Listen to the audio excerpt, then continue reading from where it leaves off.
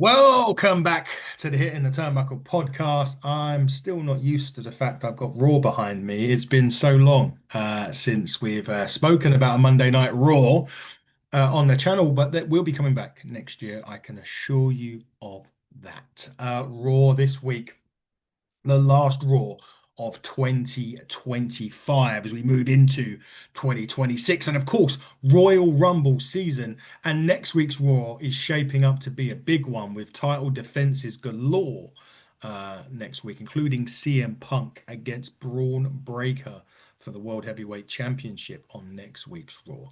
Before we discuss this week's Raw, though, I do need to talk about a potential big return to the WWE, that being the return of Chris Jericho.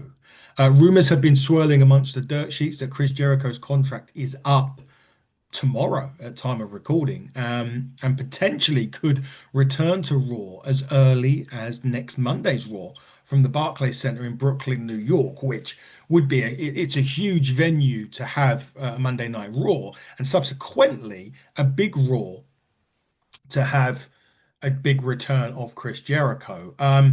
There was rumors that Royal Rumble was going to be the return. There's surprises at the Royal Rumble, as you can imagine. Not sure if it's the location that's maybe nixed that, or whether or not Netflix have said put their foot down a little bit, or maybe even ESPN and said, "Hey, we want the return on television." There's also Raw coming up in Canada, and some big Raw and SmackDowns coming over this side of the pond ahead of Royal Rumble at the end of the month. So at the end of January, end of the month, same thing. We're pretty much there. Um, so Chris Jericho back to the WWE is seemingly happening. And to be fair, I think it's logical. Chris pretty much done the majority of his big work in his career in the WWE. WCW was his home for a while. It didn't work out there. And he was one of kind of like the first to make the jump that way. If you think about it, a lot of the guys, Hall, Nash, Hogan, all went over to WCW and made a big career for themselves there. Certainly earned a lot of money there as well.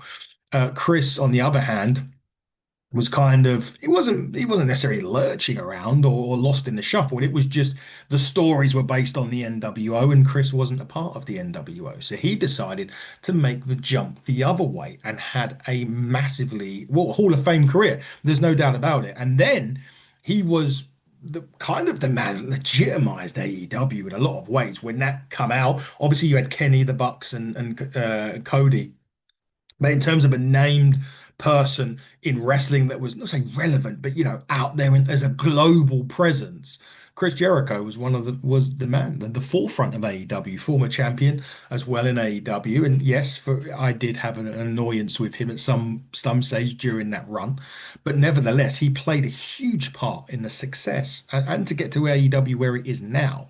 Wouldn't have been if Chris Jericho wasn't there. So in a lot of ways, he's done so much there, and him coming back for his last hurrah in the WWE seems logical in every sense of the word.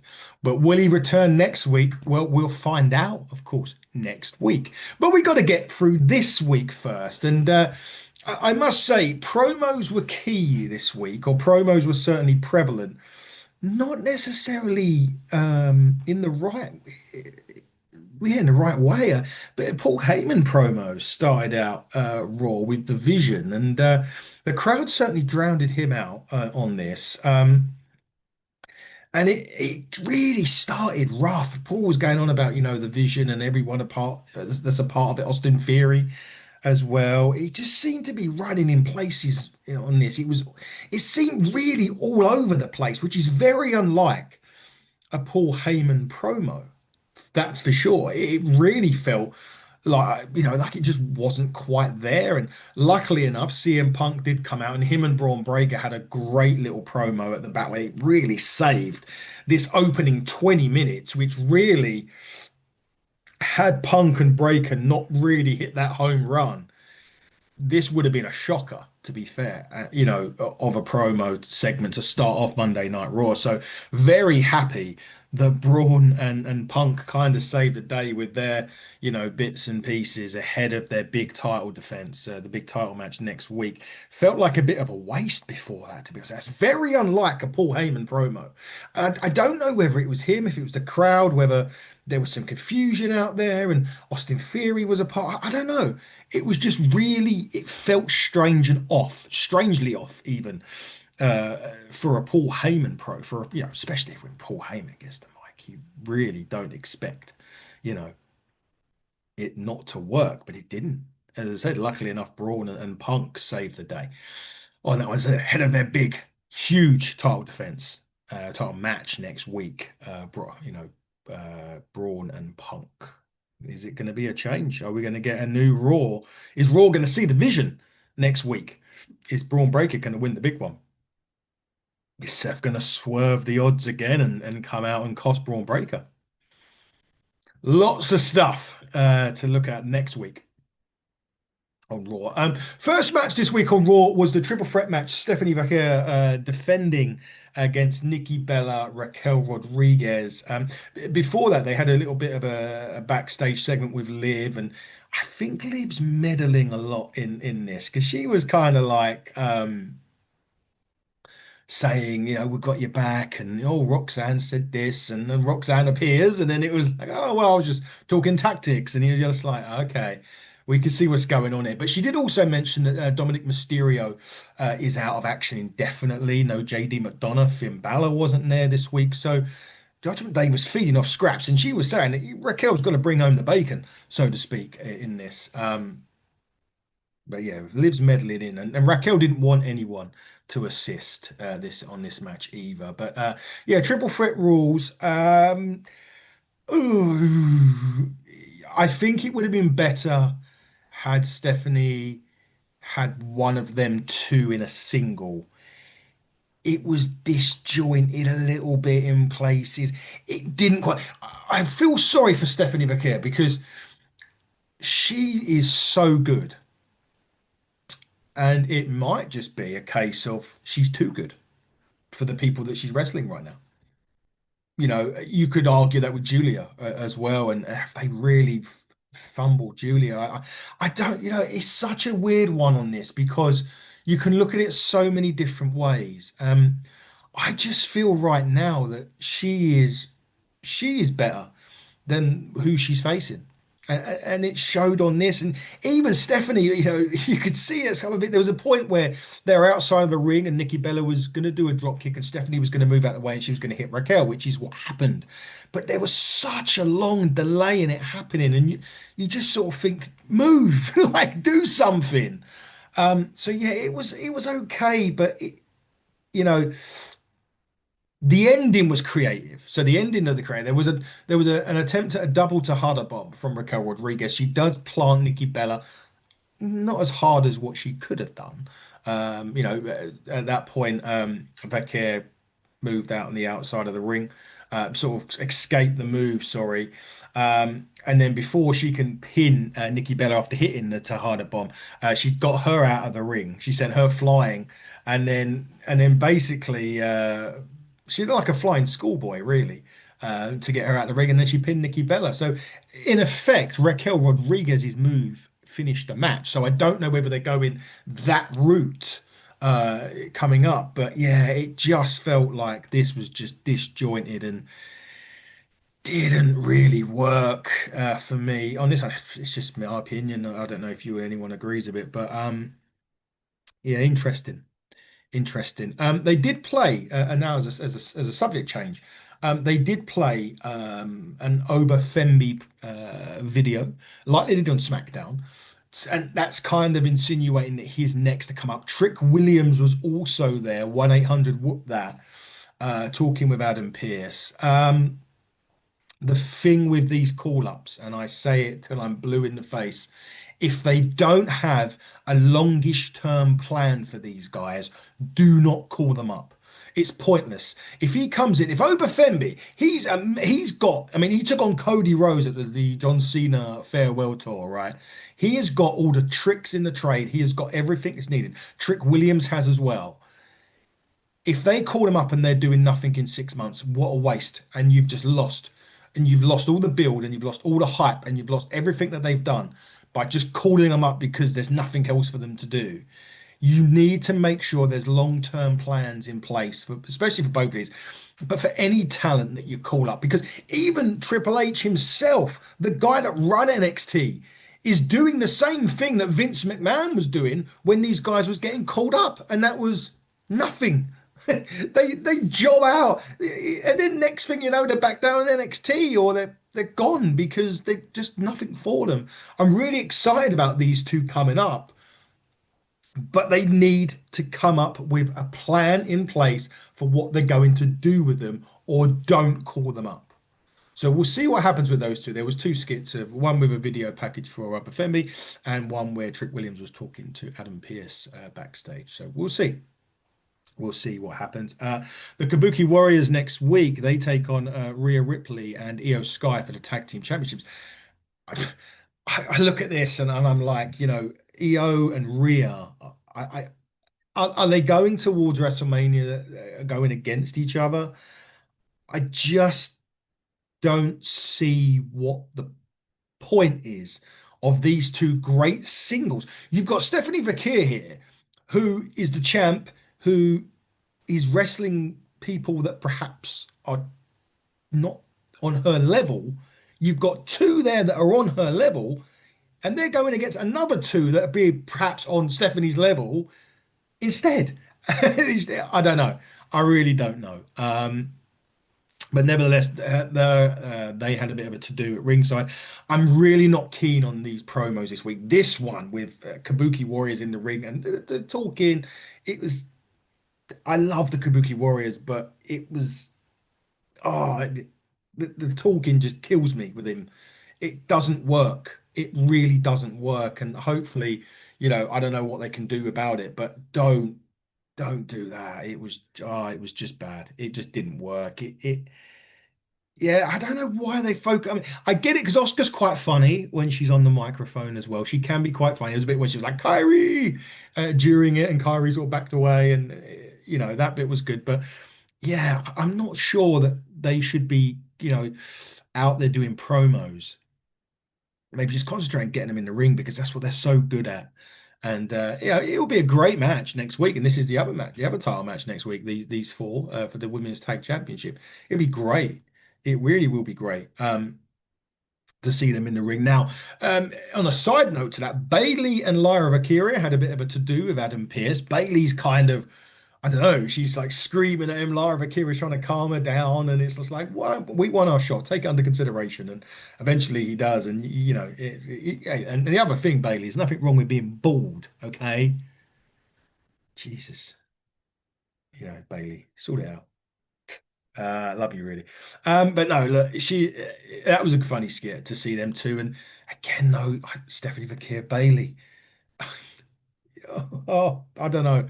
I don't know. I hope that something happens there. But it looks like Bailey and Lyra Valkyria will be going for the tag team championships in the near future in WWE as well.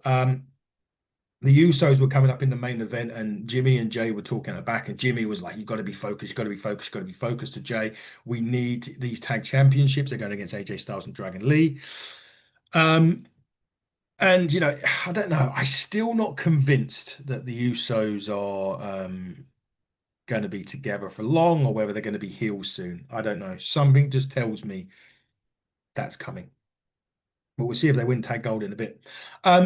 We went backstage early part of Raw, and Gunther arrived, and Ron Killings or R-Truth met him, and we all know what happens there because of Gunther and John Cena, and we all know that was going to lead to a match, and we all know that it was going to lead to Gunther winning quite quickly and straightforward, and that was exactly the case. Gunther's now in a position where he is the top heel on Monday Night Raw. And you could argue the vision, but I think Gunther's the man right now. I really do. He made R-Truth tap to the sleeper. He's got the reaction because of everything with Cena. For me, he is positioned top heel. perhaps as he should be. Um, and I really am looking forward to where they go with him. Was he going to be another world champion? I think he's going to be world champion again. He's in indestructible mode at the moment. And for Gunther, you kind of need him there. R-Truth didn't really get hardly any offense in a little bit with the tackles and stuff like that. But yeah, nothing crazy, which is what I'm happy about because Gunther doesn't need to be having 50-50 matches right now. He needs to go on a dominant spree, does Gunther. And we'll see where that ends up. Maybe World Heavyweight Champion again. Who knows? Anyway, backstage, Mysterio and Punk have a little bit of a chat. Punk said, "Hey, I've got you back tonight." Ray's like, "Don't worry about it. You concentrate on your championship match next week. I've got someone to get my back. I've got someone that's got my back." Sorry. And he heads to his match with Austin Theory. New music, Austin Theory. You can decide. I don't know if I'm a fan of it or not yet, of course. You come out with Logan Paul. They had a good little contest, to be honest. Did Austin Theory and Rey Mysterio? I knew this was going to be honest, I knew it was going to be a DQ finish, and I knew somebody had Rey Mysterio's back. It was just a case of who. Well, as the match progressed, um, Ray had Austin Theory set up as for a 619. Logan Paul skips the leg. Referee sees it, DQs Austin Theory. So you've brought Austin Theory back. You're giving him this big hype. You want him to become relevant. He has pretty much one of his first single matches back, and he loses. So already the momentum. All right, it's DQ. I get that, but the momentum you're already bringing him right back down here. You've had him up here with the Vision, the top group on Raw, with Paul Heyman, with all of them guys at ringside, the main eventers, as they were saying, and Paul Heyman was saying in 5 years' time, these are going to be these WrestleMania main eventers. So you've taken him from here, and you're already putting him on this downward spiral. DQ or not, it's a loss. Anyway, they start beating Rey Mysterio up, and out comes the returning Penta. Penta comes back, they all clean house. It was good stuff. That last bit, good to see Penta back. Missed him, but in terms of Austin Theory, he needs to pick up some wins pretty damn quickly, in my opinion. Otherwise, this is going to be a complete waste of time. Absolute waste of time. Another promo segment. Next, Maxine Dupree, Becky Lynch. They've got a title match, I think, next week as well. It's going to be Intercontinental Championship, so a big week next week on WWE. Look, solid promo between these two, back and forth. This one's working. This feud's working. Maxine's this hungry champion who never say die now. She's training in the dungeon with Natty. She's getting that killer instinct. Becky, the legend, the one that's made everybody, that's main evented this, done that, seen it, done it, everything. You would give her, and you would make her favorite on a normal occasion, but not against this Maxine Dupree. And I do like that. I like what they're doing with Maxine here, and I do hope that the Maxine has this championship a while. I would like to see her face Natalia down the road. That's for certain. Um, but now I'm liking it. She's a likable champion. She's got that. She's getting that instinct, and maybe she's had it, but this is just her the way they're bringing her out of it. So I'm really looking forward to what they do with Maxine Dupree on this, and hopefully this is the start of something because she's got the look. She's getting better in her matches are getting good. I mean, again, you don't always get to see the side of them that you want to see because of what WWE, you've got to do this, you've got to do that. But I'm looking forward to seeing what happens with Maxine, and I'm looking forward to this match next week. I don't think Becky needs to win the championship back next week. I'd like Maxine to retain it. I certainly would want Maxine to go to WrestleMania and to potentially defend it against Natalia at WrestleMania or against Natty Neidhart. See, this is where I'm hoping that we're going with this. But we'll have to wait and see. And yeah, next week, big big week in the Continental Championship on the line. They had a bit of a backstage with these El Grand Americanos. There's three of them. One of them's Pete Dunne. Don't. I'm not going to get started. Obviously, one of them is Ludwig Kaiser as well. They have one Tyler Bate, maybe. I don't know. They were backstage with AJ and Dragon Lee. They'll get into it. Behind them was Diamond Mine and Ivy Nile. There's the team that should be looking at gold. for the for the tag team championships or the championships, whatever you want to call it. Ivy Nile should definitely be in contention for a championship. Again, she's got the look. Her in-ring works great. I'd give her another match with Stephanie Vaquer. I'm sure they had a match quite early on, but give her another one. Anyway, leads to the main event: the Usos, Dragon Lee, AJ Styles. Great main event. Really, really good main event. I enjoyed this, but the great chemistry between the four. Good end to it. It's the match started off hot and it continued hot throughout. There was no little drop points on this. There were so many great near falls on this. It could have gone anyway. And I was expect to be quite honest, I was expecting AJ and Dragon Lee to win this because I had the feeling that Jey Uso may be turning heel or trying to turn into like what Roman Reigns was turning into. But in fact, it was the Usos that picked up the victory with the 1D, and they become, I think, 9-time tag team champions. So I'm really interested to see where they go now with the Usos. Do they turn them heel? Do they keep them face? AJ's obviously going, he's starting his last year. I think he's on the retirement run as well next year. So is this going to be the start of the AJ Styles retirement run next year? Hopefully. I'm really looking forward to see it. But to be quite honest, this Raw, it felt like an end of year Raw, lots of talking, lots of hype. Some of the matches were okay. That one was brilliant, the main event. It really was just kind of it's kind of like, let's get to next week. We've got a big show next week. Let's just kind of, do this, do that, hype this, hype that. New champions here, bang, next week. And we're going to start the rip up the diary. Bang. We hit Royal Rumble season. We hit that WrestleMania season, which is the big season for WWE. So yeah, a little bit of a mare Raw. Not a good one to come back to be fair. But next week's is looking great, and you will have next week's Raw review on Wednesday next week. So don't worry, that will be back next week. But coming up on the show, we end the year, of course, with NWA. That'll be coming up as well. We're going to have some interviews planned literally for New Year's Eve and New Year's Day. We got some stuff coming up. So keep a lookout on it on socials. Follow us, HTT Buckle on X, HTT Buckle on YouTube, Hitting the Turnbuckle podcast on all other social media outlets. If you don't get around to watching the NWA one tomorrow, Happy New Year to you all. We'll see you on the other side in 2026.